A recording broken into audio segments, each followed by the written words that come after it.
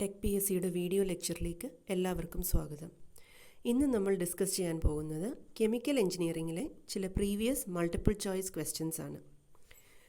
Question number 1. Many important fermentation products like antibiotics are formed during option A lag phase, option B growth phase, option C stationary phase, option D death phase of cell growth. ഈ ചോദ്യം batch കൾച്ചറിൽ നടക്കുന്ന ബാക്ടീരിയയുടെയും micro ഓർഗാനിസംസിൻ്റെയും വളർച്ചയുടെ വിവിധ ഘട്ടങ്ങളെക്കുറിച്ചാണ്. ഈ പ്രക്രിയ നടക്കുന്നത് 4 സ്റ്റേജസിലാണ്. ആദ്യത്തേത് ലാഗ് ഫേസ്. ഇത് ബാക്ടീരിയയുടെ മെച്ചുറിംഗ് സ്റ്റേജാണ്. വളരാനുള്ള വിവിധ ഘടകങ്ങളുമായി പൊരുത്തപ്പെടാൻ ശ്രമിക്കലാണ് ഇവിടെ നടക്കുന്നത്. അതുകൊണ്ട് തന്നെ ഇവിടെ സെൽ ഡിവിഷൻ നടക്കുന്നില്ല.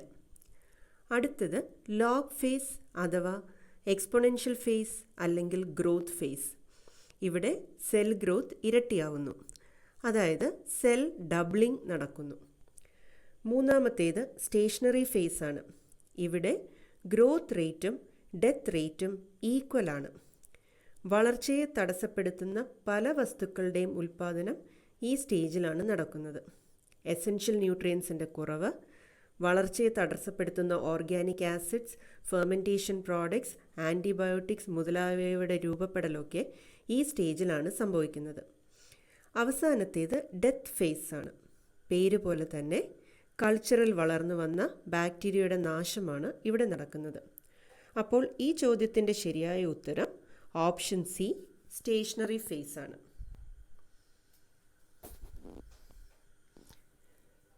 Question number 2. Dilution rate D for a bioreactor is the reciprocal of option A space-time, B residence time, C space velocity, D time constant. Bioreactor എന്ന് പറയുന്നത് എന്താണ് എന്നാദ്യം നോക്കാം. ബയോറിയാക്ടർ മാനുഫാക്ചർ ചെയ്തെടുത്ത ഒരു ഡിവൈസ് അല്ലെങ്കിൽ സിസ്റ്റമാണ്. അത് ഒരു ബയോളജിക്കലി ആക്റ്റീവ് എൻവയോൺമെൻറ്റിനെയാണ് സപ്പോർട്ട് ചെയ്യുന്നത്. ഇവിടെ ഡൈല്യൂഷൻ റേറ്റ് തരുന്നത് കൾച്ചറിലേക്ക് ഫ്ലോ ചെയ്യുന്ന മീഡിയം ആൻഡ് കൾച്ചർ വോളിയം തമ്മിലുള്ള റിലേഷനാണ്. അതായത് D is equal to F/V. ഇവിടെ D ഡൈല്യൂഷൻ റേറ്റും F flow of medium into ബയോറിയാക്ടറും V കൾച്ചർ വോളിയം വിത്തിൻ ബയോറിയാക്ടറുമാണ്. ഡൈല്യൂഷൻ റേറ്റിൻ്റെ ഇൻവേഴ്സ് ആണ് റെസിഡൻസ് ടൈമും സ്പേസ് ടൈമും. എന്നാൽ ഇത് രണ്ടും ഒന്നല്ല. സ്പേസ് ടൈം എന്ന് പറയുന്നത് ഒരു റിയാക്ടറിൻ്റെ ടോട്ടൽ വോളിയം ഫീഡും പ്രോസസ്സ് ചെയ്യാനെടുക്കുന്ന സമയവുമാണ്.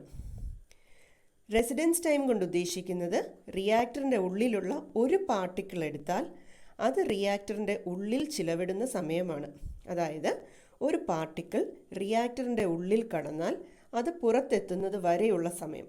അങ്ങനെ നോക്കുമ്പോൾ ടോട്ടൽ വോളിയം ഫീഡിൻ്റെ ഇൻഫർമേഷൻ തരുന്ന സ്പേസ് ടൈം ആയിരിക്കും ഡൈല്യൂഷൻ റേറ്റിൻ്റെ ശരിയായ reciprocal. Therefore option A space time ആണ് ശരിയായ ഉത്തരം. Next question number 3.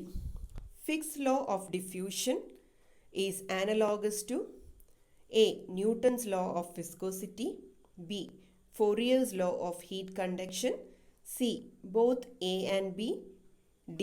neither A or B. Fick's law പറയുന്നത് ഡിഫ്യൂഷൻ ഫ്ലക്സ് എപ്പോഴും ഒരു ഹയർ കോൺസെൻട്രേഷൻ റീജിയനിൽ നിന്ന് ലോവർ കോൺസെൻട്രേഷൻ റീജിയനിലേക്കാണ് നീങ്ങുന്നത് എന്നാണ്. Fourier law of heat conduction പറയുന്നത് തെർമൽ കണ്ടക്ഷനിൽ നിന്ന് ഉണ്ടാകുന്ന ഹീറ്റ് ഫ്ലക്സ് നീങ്ങുന്നത് ഹയർ ടെമ്പറേച്ചർ റീജിയനിൽ നിന്ന് ലോവർ ടെമ്പറേച്ചർ റീജിയനിലേക്കാകുന്നു എന്നാണ്. ന്യൂട്ടൺസ് ലോ ഓഫ് വിസ്കോസിറ്റി പറയുന്നത് ഷിയർ സ്ട്രെസ് അനുഭവപ്പെടുന്നത് ഹയർ വിസ്കോസിറ്റി റീജിയനിൽ നിന്ന് ലോവർ വിസ്കോസിറ്റി റീജിയനിലേക്കാകുന്നു. കമ്പയർ ചെയ്താൽ ഈ 3 ലോസും പറയുന്ന കാര്യങ്ങൾ പരസ്പരം ബന്ധപ്പെട്ടതാണ്, അല്ലെങ്കിൽ ഒരേ രീതിയിൽ നടക്കുന്ന കാര്യങ്ങളാണ്. So we can say that both Fourier law and Newton's law can be considered as analogous to Fick's law. ശരിയായ ഉത്തരം ഓപ്ഷൻ സി ആണ്, ബോത്ത് എ ആൻഡ് ബി. അടുത്തത് question number 4. Temperature dependency of equilibrium constant is predicted by option A. Van Hoff equation, B. Clapeyron equation, C. Rawls law, D. Arrhenius equation. നമുക്ക് ഓരോ ഓപ്ഷനായി നോക്കാം. Van Hoff equation തരുന്നത് ഒരു chemical റിയാക്ഷൻ്റെ equilibrium കോൺസ്റ്റൻറ്റും change in ടെമ്പറേച്ചറും തമ്മിലുള്ള റിലേഷൻഷിപ്പാണ്. ക്ലേപ്പറോൺ ഇക്വേഷനിൽ പറയുന്നത് ഒരു single കോൺസ്റ്റിറ്റ്യുവൻറ്റിൻ്റെ ഒരു ഫേസിൽ നിന്ന് മറ്റൊരു ഫേസിലേക്കുണ്ടാകുന്ന മാറ്റത്തെക്കുറിച്ചാണ്. റോൾസ് ലോ തരുന്നത് ഒരു ഐഡിയൽ മിക്സ്ചറിലുള്ള പാർഷ്യൽ പ്രഷറും മോൾ ഫ്രാക്ഷനും തമ്മിലുള്ള ബന്ധമാണ്.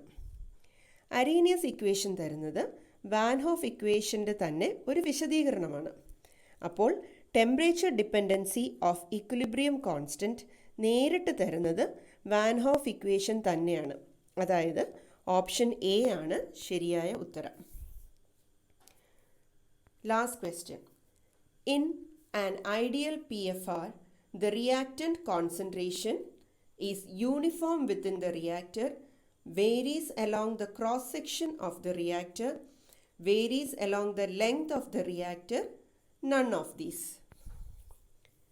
PFR എന്നത് പ്ലഗ് ഫ്ലോ റിയാക്ടർ ആണ്. അത് കണ്ടിന്യൂസ് ട്യൂബുലർ റിയാക്ടർ എന്നും പിസ്റ്റൺ ഫ്ലോ റിയാക്ടർ എന്നും അറിയപ്പെടാറുണ്ട്. സിലിണ്ട്രിക്കൽ ജോമെട്രിയുള്ള കണ്ടിന്യൂസ് ഫ്ലോയിങ് സിസ്റ്റംസിൽ നടക്കുന്ന കെമിക്കൽ റിയാക്ഷനെ കുറിച്ച് പഠിക്കാനാണ് PFR ഉപയോഗിക്കുന്നത്. PFRലെ ഒരു സിംഗിൾ പോയിന്റിൽ കോൺസെൻട്രേഷൻ ഓഫ് റിയാക്റ്റൻറ്റ് എപ്പോഴും കോൺസ്റ്റൻ്റ് ആയിരിക്കും. എന്നാൽ റിയാക്ഷൻ ഫ്ലോ പാത്തിൽ നടക്കുന്നത് കാരണം PFRൻ്റെ മുഴുവൻ ലെങ്ത് പരിഗണിച്ചാൽ കോൺസെൻട്രേഷൻ ഓരോ പോയിന്റിലും മാറിക്കൊണ്ടിരിക്കും. അതായത് concentration varies along the length of the reactor. Therefore, option C, varies along the length of the reactor ആണ് ശരിയായ ഉത്തരം. Thank you.